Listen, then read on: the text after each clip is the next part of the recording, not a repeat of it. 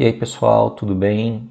Fazendo aqui um videozinho bastante curto para vocês da aula 5, que é a aula sobre linguagem cartográfica. A gente vai trabalhar remotamente, espero que a qualidade do vídeo e do áudio seja bom e consiga substituir as nossas aulas. Espero que todos estejam reclusos aí, que estejam se comportando direitinho, sem sair de casa por motivo desnecessário e logo menos, espero, a gente consiga estar de volta dentro da sala de aula. Ok?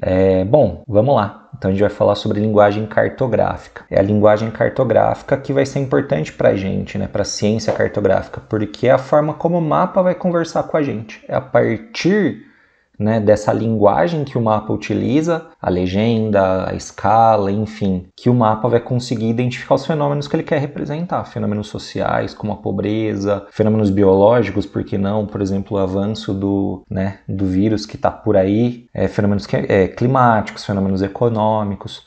Tudo isso tem relação à linguagem cartográfica. E sobre a linguagem cartográfica a gente tem que entender o seguinte: existem diferentes tipos de representação da cartografia. A gente tem a representação de algo bastante grande, do planeta, que é o mapa. A gente tem uma representação um pouco menor, no plano sempre, obviamente, que são regiões de médias dimensões, cidades, por exemplo, que são as cartas. E, por fim, a gente tem as plantas, que são de menor resolução, de menor tamanho, são regiões pequenas. Por exemplo, uma planta da construção de um bairro, da construção de uma casa, certo? E a gente tem um outro tipo de mapa que é chamado mapa de anamorfose, que é o mapa que ele vai estar deformado de acordo com a intensidade de alguns fenômenos, que são fenômenos quantitativos, que podem ser quantificados, que podem ser numerados, certo? Então essa primeira imagem é o mapa. A gente pode ver que ele tem uma escala de abrangência bastante grande, o mapa mundi. A gente tem a carta, aqui a carta topográfica da cidade de São José dos Campos. A gente consegue identificar algumas coisas nesse mapa. E por fim a gente tem a planta, que é um centro municipal que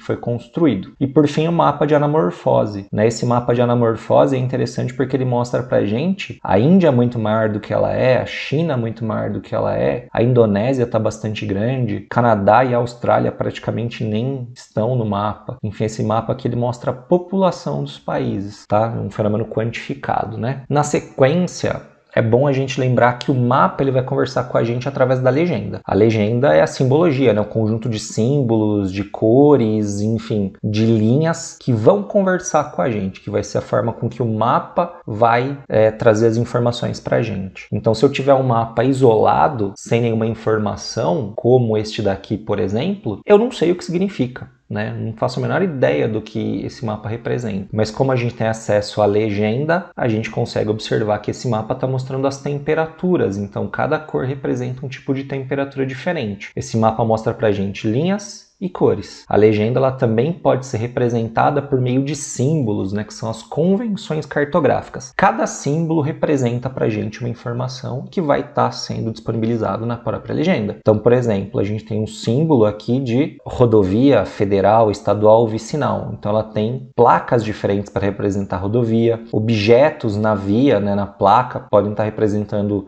um avião, vai estar representando um aeroporto, um barco vai estar representando um porto, a letra P no meio da rodovia pode estar representando para a gente praças de pedágio, enfim, cada tipo de símbolo vai representar para a gente alguma informação. Não só nas rodovias, mas também na questão da agricultura. Continuando, a representação por linhas é a mais comum, porque vai representar para a gente fenômenos lineares, as rodovias, ferrovias, estradas, rios, as fronteiras dos países, e também serve para representar fenômenos de intensidade, o clima, a pressão atmosférica, a altitude, a precipitação, a pluviosidade. Esse primeiro mapa que a gente vê, ele mostra pra gente um conjunto de linhas e cores que mostra a temperatura no Equador. Eu selecionei esse mapa aqui, ele mostra pra gente diferentes cores. Aqui no meio é interessante dizer que é bem mais frio do que nas áreas ao redor, porque é a Cordilheira dos Andes aí entra naquele fenômeno climático. Quanto mais alto for uma superfície, mais frio vai ser, ok? Esse mapa aqui ele mostra pra gente as isóbaras, que são as linhas de pressão atmosférica. Quanto maior a pressão atmosférica, menor é a temperatura. E aqui, por exemplo, a gente vê no centro uma linha de 996 milibares. É o pico de máxima temperatura. Enquanto que aqui a gente tem uma área de 1020 milibares, que é uma área bastante fria. Além das isóbaras, a gente tem também as isoietas. As isoietas, como vocês podem observar aqui nesse mapa, ele mostra pra gente as precipitações, né? Além de estar associado com cores também, né? As linhas mais escuras, as cores mais escuras representam maior índice de chuvas e as cores mais claras, menor índice de chuvas. Mas tudo isso é separado por linhas. Na sequência, a gente tem as linhas de altitude ou linha de hipometria. Aqui eu peguei a região do estado de São Paulo aqui, né? Uma partezinha do estado de São Paulo e Minas Gerais, para mostrar as diferentes altimetrias. O mais clarinho é uma planície, né? Uma área de planície fluvial, planície nas margens do rio Tietê, e quanto mais escura as linhas, né, mais para o tom aí violeta, roxo, mais alta é a região. Lembrando que essa separação por cores está relacionada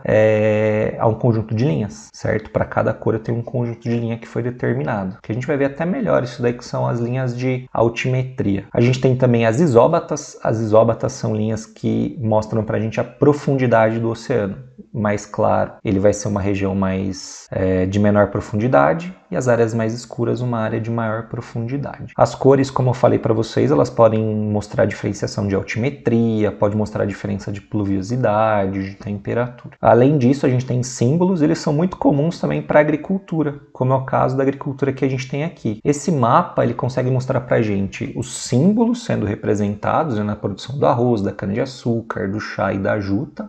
A gente consegue identificar também as diferentes cores, né? A produção de trigo nessa área mais central, a produção de sorgo e milhete e a produção de arroz, certo? E também as linhas, né? Porque para cada separaçãozinha de conjunto de cores, a gente tem um conjunto de linhas que é mostrado, tudo bem? Dando sequência, um mapa, ele não é um mapa, né? Uma representação cartográfica, ela não é completa se ela não tiver, além do título, além da legenda, ela tem que ter também a escala. A escala vai ser a relação matemática entre a dimensão de um objeto real e a sua dimensão na folha de papel, né? Ou, enfim, na sua redução. Então eu vou ter dois tipos de escala, a escala gráfica e a escala numérica. Começando pela escala numérica, que é o que temos aqui no exemplo, ela mostra para mim que a escala é de 1 para 25 mil.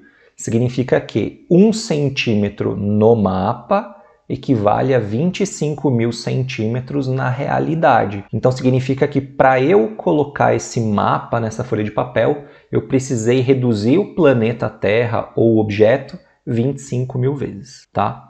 A escala gráfica ela é representada por uma linha ou por uma barra, e é bem mais fácil da gente ver porque ela é mais visual, né? A gente sabe que, de acordo com o tamanho do que está sendo representado, ele tem uma distância x. Então ele é mais fácil de ser entendido visualmente, tá? Para calcular a escala de um determinado local, de um determinado mapa, é muito simples, gente. É só a gente fazer uma regra de 3 bastante simples. Então tem aqui um exercíciozinho para a gente fazer de forma bastante simples, tá?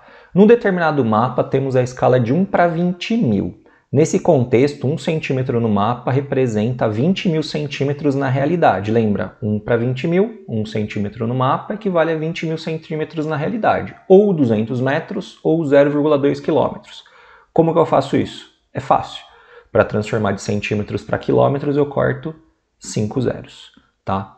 Então aí o exercício fala o seguinte, ó, a distância entre os pontos A e B no mapa é de 4,5 centímetros, sendo que a escala do mapa é 1 para 20 mil. Qual é a distância real entre as duas cidades, entre o ponto A e o ponto B? Vamos lá. Regrinha de 3, né? 1 está para 20 mil centímetros, enquanto 4,5 está para x. Regrinha de 3. 1x é igual a 4,5 vezes 20 mil. Você pode fazer a conta desse jeito, né, fazendo 20 mil, ou já transformar em quilômetro para facilitar a nossa vida. Então, 4,5 vezes 0,2 quilômetros é igual a 0,9 quilômetros ou 900 metros. Regrinha de 3, bastante simples. 1 está para x, 4,5 está para 200, ou, para facilitar a nossa conta, 4,5 está para 0,2. Certo? Sussa, né? Bom, continuando. A gente tem alguns tipos de escala. As escalas, elas vão mostrar para a gente diferentes níveis de detalhes, né? Por exemplo, aquele mapa mundi que a gente utilizou lá no começo, ele não apresenta tantos detalhes, porque ele vai mostrar para mim os continentes, malemar vai mostrar os países e vai mostrar os oceanos. Já na carta topográfica ou naquela planta, a gente enxerga muito mais detalhes, a gente pode ver rios, áreas de relevo, área de vegetação, a gente tem mais riqueza de detalhes, certo? Então, a gente tem as escalas pequenas para mapa mundi, porque eu tenho pequenos detalhes, certo? Já numa carta ou numa planta, eu tenho muito detalhe, o meu detalhe é muito maior, então eu tenho uma escala grande, tudo bem? Então, ó, aqui eu tenho uma escala pequena, né? Eu reduzi o planeta inúmeras vezes para que ele coubesse nessa folha de papel. O mapa mundi, então, ele é um mapa de escala pequena. O meu denominador aqui, ele vai ser um número gigantesco. Então, é uma relação inversamente proporcional. Eu tenho, quanto maior o denominador, menor o meu número de detalhes. É uma escala pequena. Já numa carta ou numa planta, eu tenho uma escala grande. O meu denominador vai ser pequeno.